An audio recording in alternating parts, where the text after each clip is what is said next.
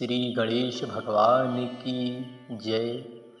बोलिए गौरी पुत्र गणेश की जय। आज हम भाद्रपद चतुर्थी तिथि की बहुत ही अति पावन कर देने वाली भगवान श्री गणेश के प्रागट्य की कथा को बड़े ही प्रसन्न चित्त भाव से श्रवण करेंगे। तो आइए हम भगवान श्री गणेश की उत्पत्ति की जो यह कथा है उसे श्रवण कर अपने जीवन को धन्य बनावें। आज बहुत सी पूरे भारत भूमि पर ही भारत में ही नहीं अपितु पूरे विश्व में गणेश चतुर्थी का पावन पर्व बड़े ही श्रद्धा व विश्वास रखकर धूमधाम से मनाया जाता है, जो कि यह साल भर में ऐसा भाद्रपद में ऐसा माह है कि भगवान गणेश को प्रसन्न करने के लिए बहुत ही पावन है। यह कथा हमें हमारे जीवन में बुद्धि व विद्या संतान सुख देने वाली है। तो आइए भगवान श्री गणेश की अनेक कथाओं को हम मन में भगवान श्री गणेश और भगवान भोलेनाथ माता गौरा का ध्यान धर कथा को श्रवण करते हैं। सतयुग में 100 यज्ञ करने वाले एक पृथु नामक महाराजा राज करते थे। उनके राज्यांतर्गत दयादेव नाम का एक ब्राह्मण रहते थे, जो कि वेदों के बड़े ही मर्मज्ञ थे। उनके 4 पुत्र थे। पिता ने अपने पुत्रों का विवाह गृहसूत्र के वैदिक विधान से किया। जिसके पिता वेदों के ज्ञाता हों उन्होंने अपने पुत्रों का विवाह बड़े ही वैदिक विधान से कर दिया। उन 4 बहुओं में बड़ी बहू अपने सास से कहने लगी, हे सासू जी, मैं बचपन से ही संकटनाशक गणेश चतुर्थी का व्रत करती आई हूँ। मैंने पितृगृह में इस शुभ कार्य को किया है, अतः हे कल्याणी, आप मुझे व्रतानुष्ठान की अनुमति प्रदान करें। पुत्रवधू की बातों को सुनकर उनके ससुर ने कहा, हे बहू, तुम सभी बहुओं में श्रेष्ठ और बड़ी हो, तुम्हें किसी प्रकार का कष्ट नहीं है, ना तुम भिक्षुणी हो। ऐसी स्थिति में तुम किस लिए व्रत करना चाहती हो? हे सौभाग्यवती, अभी तुम्हारा समय उपभोग करने का है। एक गणेश जी कौन है, फिर तुम्हें करना ही क्या है। कुछ समय बाद बहू गर्भिणी हुई, अर्थात गर्भावस्था में आई, गर्भिणी हो गई। 10 मास के बाद उसने सुंदर बालक का एक प्रसव किया। उसकी सास बराबर बहू को व्रत करने का निषेध करने लगी। व्रत छोड़ने के लिए बहू को बाध्य करने लगी। तरह तरह के यत्न करती कि किसी ना किसी प्रकार से इसका व्रत छूट जाए, परंतु व्रत भंग होने के फलस्वरूप गणेश जी कुछ दिनों में कुपित हो गए और उनके पुत्र के विवाह काल में वर वधू के सुमंगली के समय उनके पुत्र का अपहरण कर लिया। इस अनहोनी घटना से मंडप में खलबली मच गई। सब लोग व्याकुल होकर कहने लगे, लड़का कहाँ गया, किसने अपहरण कर लिया। बारातियों द्वारा ऐसा समाचार पाकर उनकी माता अपने ससुर दयादेव से रो रो कर कहने लगी, हे ससुर जी, आपने मेरे गणेश व्रत को छुड़वा दिया है, जिसके परिणाम स्वरूप ही मेरा पुत्र गायब हो गया है। अपनी पुत्रवधू के मुख से ऐसी बात सुनकर ब्राह्मण देवता बहुत दुखी हुए, साथ ही साथ पुत्रवधू भी दुखी हुई। पति के लिए दुखित पुत्रवधू प्रतिमाह संकटनाशक गणेश चतुर्थी का व्रत करने लगी। गणेश चतुर्थी, गणेश की यही कथा है कि व्यक्ति के जीवन में आए हुए विघ्नों को भगवान गणेश किस प्रकार दूर कर देते हैं। एक समय की बात है, गणेश जी एक वेदज्ञ और दुर्बल ब्राह्मण का स्वरूप बनाकर एक भिक्षाटन के लिए मधुर भाषिणी के घर गए। गणेश भगवान एक बार भिक्षा मांगने के लिए, भक्तों की परीक्षा लेने के लिए भगवान हर समय युग युगांतर से चले आ रहे हैं। तो उन्होंने एक मधुर भाषिणी के घर, ब्राह्मण ने कहा, बेटी, मुझे भिक्षा स्वरूप इतना भोजन दो कि मेरी भूख शांत हो जाए। तब उस ब्राह्मण की बात सुनकर उस धर्मपरायण कन्या ने कहा, ब्राह्मण का विधिवत पूजन किया। भक्ति पूर्वक भोजन कराने के बाद उसने ब्राह्मण को वस्त्रादि तरह तरह के दान दिए। कन्या की सेवा से संतुष्ट होकर ब्राह्मण देवता कहने लगे, हे कल्याणी, हम तुम पर प्रसन्न हैं। तुम अपनी इच्छा के अनुकूल कोई वरदान प्राप्त कर लो। मैं ब्राह्मण वेशधारी, भगवान स्वयं गणेश कह रहे हैं, वेशधारी गणेश हूँ और तुम्हारी प्रीति के कारण आया। ब्राह्मण की बात सुनकर कन्या हाथ जोड़कर निवेदन करने लगी, हे विघ्नेश्वर, यदि आप प्रसन्न हैं तो मेरे पति के दर्शन करा दीजिए। कन्या की बात सुनकर गणेश जी ने उससे कहा, हे सुंदर विचारों वाली, जो तुम चाहती हो वही होगा, तुम्हारा पति शीघ्र ही आवेगा। कन्या को इस प्रकार वरदान देकर गणेश जी वहाँ से अंतर्ध्यान हो गए। बोलिए गणेश भगवान की जय। अगली कथा जो कि भगवान गणेश जी गणेश चतुर्थी के फल के व्रत का कितना बड़ा फल है, आइए इस कथा के माध्यम से समझते हैं। बहुत ही छोटी और अत्यंत भगवान गौरीपुत्र गणेश और भगवान भोलेनाथ की प्रदान करने वाली यह कथा है। श्री गणेश चतुर्थी व्रत की एक पौराणिक कथा के अनुसार एक समय की बात है, राजा हरिश्चंद्र के राज्य में एक कुम्हार रहता था, जो कि अपना कार्य बड़ी ही कुशलतापूर्वक करता था। उसके कार्य की बहुत ही दूर दूर तक ख्याति थी और उसका कार्य मिट्टी के बर्तन बनाना था, परंतु जब वह बर्तन को पकाता तो कच्चे ही रह जाते थे। उसके एक पुजारी द्वारा सलाह मिली कि उसको अमल किया और इस समस्या को दूर करने के लिए एक छोटे बालक को मिट्टी के बर्तनों के साथ आवा में डाल देने को कहा। वह दिन संकष्टी चतुर्दशी का था, वह दिन संकष्टी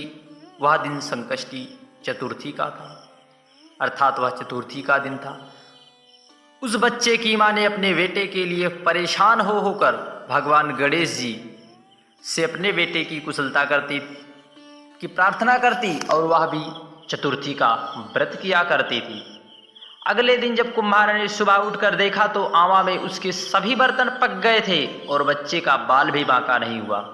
इस पर वह डर गया और राजा के दरबार में जाकर अपनी सारी घटना राजा को सुनाई। इस घटना को सुनकर राजा ने उस बच्चे और उसकी माँ को बुलाया और सभी तरह के विघ्न को दूर करने वाले चतुर्दशी का वर्णन किया। इस घटना के बाद माताएं संतान और परिवार के सौभाग्य की रक्षा के लिए चतुर्थी का व्रत करने लगी। भगवान श्री गणेश जी ने उन पर कृपा की, वैसे सभी पर भगवान श्री गणेश कृपा करेंगे। अगली कथा यह है भगवान श्री गणेश जी के व्रत की ही यह कथा। आज हम गणेश चतुर्थी के व्रत की ही कथा को श्रवण करेंगे। एक बार सभी देवताओं पर विपदा में उलझ गए, जिसके निवारण के लिए सभी देवता भगवान शिव के निकट आए।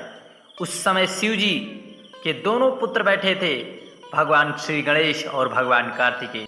उस समय देवताओं ने सभी बात भगवान शिव भोलेनाथ से बताई। अपने बेटे कार्तिकेय व गणेश जी से पूछा कि तुम में से कौन देवताओं के कष्ट का निवारण करना चाहता है। इस पर दोनों ने ही स्वयं इस कार्य के लिए सक्षम बताया।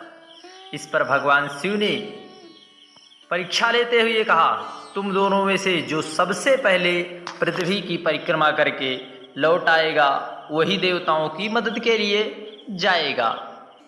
ऐसी बातें सुनकर भगवान शिव के ऐसा भगवान भोलेनाथ के कहने पर कार्तिकेय बिना समय गंवाए अपने वाहन पर पृथ्वी की परिक्रमा के लिए निकल पड़े और गणेश जी इस सोच में पड़ गए कि हमारी तो सवारी चूहा, उसकी गति भी इतनी तीव्र नहीं, हम कैसे जो है इस यात्रा को पूर्ण कर शीघ्र लौटेंगे। ऐसे कार्य करने में हमें बहुत समय लग जाएगा। तभी उन्होंने अपनी सोच और समझ से एक उपाय सूझा। देखिए, जब व्यक्ति किसी सोच या समझ में पड़ जाए, अर्थात कोई बड़ा कार्य आ जाए, तो हमें भगवान श्री गणेश विघ्नहर्ता को याद कर उस कार्य को भगवान से प्रार्थना करके हमें उस कार्य को सोच समझ कर करना चाहिए। देखिए, भगवान श्री गणेश से हमें सीखना चाहिए कि किस प्रकार उन्होंने अपनी सूझबूझ का परिचय देते हुए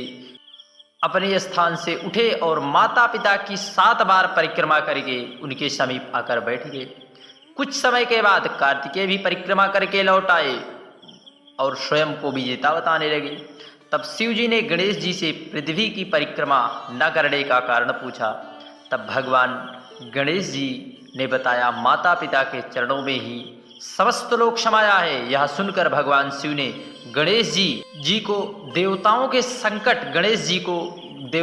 संकट को दूर करने की आज्ञा दे दी। इस प्रकार भगवान शिव ने गणेश जी को आशीर्वाद दिया कि चतुर्थी के दिन जो तुम्हारा पूजन करेगा और रात्रि में चंद्रमा को अर्घ्य देगा, उसके तीनों ताप यानी दैहिक, दैविक, भौतिक ताप दूर हो जाएंगे। इस व्रत को करने से व्रतधारी के सभी तरह के दुख दूर होंगे और उसके जीवन में भौतिक सुखों की प्राप्ति होगी। चारों तरफ से मनुष्य की सुख समृद्धि बढ़ेगी।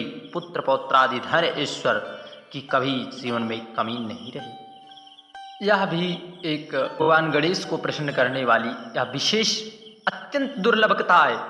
एक बार भगवान शिव और माता पार्वती नर्मदा नदी के तट पर बैठे हुए थे, जहां माता पार्वती ने भगवान शिव से चौपड़ खेलने को कहा। शिव जी बोले, खेल तो लेंगे, परंतु खेल में हार जीत का फैसला करने के लिए हमें एक पुतला बनाकर उसकी प्राण प्रतिष्ठा करनी रहेगी, जो इस खेल में हार जीत को सुनियोजित करेगा। इस पर पार्वती भी राजी हो गई और तत्पश्चात शिव जी ने एक पुतले की प्राण प्रतिष्ठा की। उसी से कहा, बेटा हम चौपाट खेल रहे हैं और खेल में हार जीत का फैसला तुमको करना होगा कि हम दोनों में से कौन जीता और कौन हारा। जब बालक द्वारा और उसके बाद भगवान शिव माता पार्वती ने चौपट खेलना शुरू कर दिया। खेल को 3 बार खेला गया। तीनों ही बार माता पार्वती ने खेल को जीता, परंतु खेल समाप्त होने के बाद बालक से हार जीत का फैसला कराने के लिए कहा गया, तो उस पर महादेव जी भगवान देवादिदेव को विजयी घोषित कर दिया।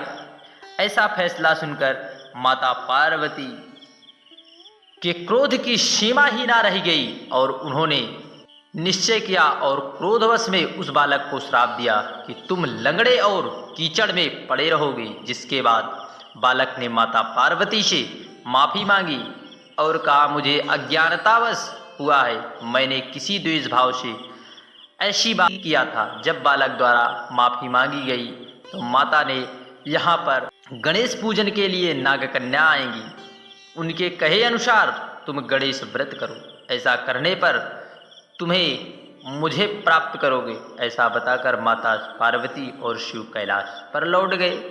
पूरे 1 वर्ष के बाद वह स्थान पर नागकन्याएं आई। तब नागकन्याओं से श्री गणेश व्रत की संपूर्ण विधि मालूम कर उस बालक ने 21 दिन तक लगातार गणेश भगवान का पूजन व्रत अनुष्ठान किया। उस बालक की सच्ची श्रद्धा को देखकर भगवान श्री गणेश प्रसन्न हो गए और उन्होंने बालक को मनवांछित फल की प्राप्ति के लिए बोला। उस बालक ने कहा, हे विनायक, मुझ में इतनी शक्ति दीजिए कि मैं अपने पैरों से स्वयं चलकर कैलाश पर अपने माता पिता के पास पहुंच सकूं और यह देख कर प्रसन्न हो सकूं। बालक को वरदान देकर भगवान श्री गणेश अंतर्ध्यान हो गए। इसके बाद वह बालक कैलाश पर्वत पर पहुंचकर भगवान शिव और माता पार्वती का दर्शन किया। फिर भगवान शिव को अपनी सारी कथा सुनाई, किस प्रकार उसे उसके पैर वापस मिले। चौपाड़ वाले दिन माता पार्वती ने शिव जी से विमुख हो गई थी, अतः देवी के रुष्ट होने पर भगवान शिव ने बालक के बताए अनुसार 21 दिन तक श्री गणेश जी का व्रत किया। इस व्रत के प्रभाव से माता पार्वती के मन में भगवान के लिए जो नाराजगी, जो द्वेष की भावना थी, वह भी समाप्त हो गई।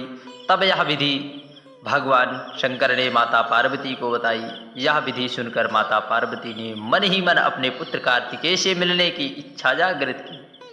तब माता पार्वती ने 21 दिन तक श्री गणेश का पूजन किया। दूर्वा फल लड्डू से गणेश जी का पूजन अर्चन किया और व्रत के 21वें दिन स्वयं माता पार्वती जी से भगवान गणेश कार्तिकेय मिलने आ गए। उस दिन से गणेश चतुर्थी का यह व्रत समस्त मनोकामनाओं को पूर्ण करने वाला यह व्रत माना गया है। इस व्रत को करने से मनुष्य के सारे कष्ट, जीवन में आ रही विपदाएं दूर होकर व्यक्ति के जीवन में सुख समृद्धि वैभव की प्राप्ति होती है। किस प्रकार भगवान श्री गणेश को अग्र पूजक देवता बताया गया है, देख लीजिए कि भगवान श्री गणेश को अग्र पूजक अर्थात प्रथम पूजक देवताओं की श्रेणी में रखा गया है, क्योंकि हम जब कोई कार्य अपने जीवन में शुरू करते हैं तो हम पहले पहले भगवान श्री गणेश का पूजन अवश्य करते हैं। यदि हम भगवान श्री गणेश का पूजन कर लेते हैं तो हमारे कार्य निश्चित पूर्णता को प्रदान कर होते हैं और हमें पूर्णता प्राप्त होती है। आइए हम भगवान श्री गणेश की उत्पत्ति की कथा, अवतरण की लीलाओं की कथा को छोटे छोटे शास्त्रों के अनुसार हम उसे श्रवण करते हैं। पद्म पुराण के अनुसार एक बार पार्वती जी ने अपने शरीर के उपटन से एक आकर्षक कृति बनाई जिसका मुख हाथी के समान था। फिर उस आकृति को उन्होंने गंगा में डाल दिया। गंगा में पड़ते ही वह आकृति विशालकाय हो गई। पार्वती जी ने उसे पुत्र कहकर पुकारा, देव समुदाय ने उन्हें गंगे कहकर पुकारा और ब्रह्मा जी ने उन्हें गणों का आधिपत्य प्रदान करके उनका नाम गणेश रखा। लिंग पुराण के अनुसार एक बार देवताओं ने भगवान शिव की उपासना करके उनसे सुरद्रोही दानवों के दुष्कर्म में विघ्न उपस्थित करने के लिए वरदान मांगा। आशुतोष भगवान शिव ने तथास्तु कहकर देवताओं को संतुष्ट कर दिया। समय आने पर गणेश जी का प्रागट्य हुआ। उनका मुख हाथी के समान था और उनके हाथ में त्रिशूल एवं दूसरे हाथ में पास था। देवताओं की पुष्प वृष्टि करते हुए गजानंद के चरणों में बार बार प्रणाम किया। भगवान शिव ने गणेश जी को दैत्यों के कार्यों में विघ्न उपस्थित करने के लिए देवताओं और ब्राह्मणों का उपकार करने का आदेश दे दिया। इसी प्रकार ब्रह्मवैवर्त पुराण में, स्कंद पुराण तथा शिव पुराण में भगवान गणेश जी के अवतार की भिन्न भिन्न कथाएं मिलती है। प्रजापति विश्वकर्मा की रिद्धि सिद्धि नाम की 2 कन्याएं गणेश जी की पत्नियां है। रिद्धि सिद्धि शुभ है, सिद्धि से शुभ और रिद्धि से लाभ नामक 2 कल्याणकारी पुत्र प्राप्त हुए। यही 2 नाम हमारे जीवन में सुख की अनुभूति कराते हैं, हमारे हर कार्यों में हमें सफलता प्रदान करते हैं। बोलिए गणेश भगवान की जय। बोलिए गौरी पुत्र गणेश भगवान की जय। हर हर महादेव।